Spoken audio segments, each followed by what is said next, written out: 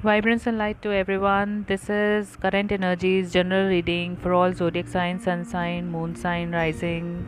Um, the energies show that from 15th of July till 31st of July 2024, things in the past have been quite exciting because a lot of you had an idea or something really new, with surprise, which was close to your heart, a new opportunity that popped up.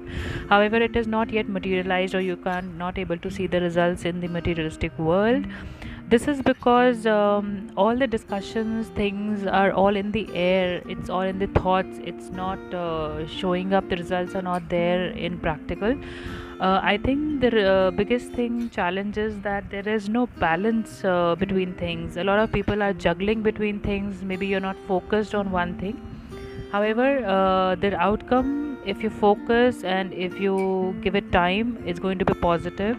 It is going to be a fruitful give and take relationship, either in business, opportunities, or even in love situation. And apart from that, I think the near future is very bright. All the wealth, I think, from finances point of view, it is going to be very fruitful. All the wealth you have gathered, all that you will be building in this time, you are going to enjoy that wealth and success.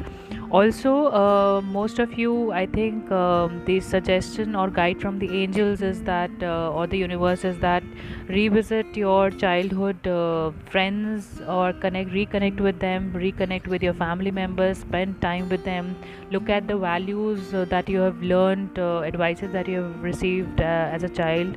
I think that is going to keep you calm. Don't fear the heartbreak, don't hope for a heartbreak, and focus on the positive. The external challenges, that yes, you might be thinking that a few decisions that you take are going to upset a lot of people.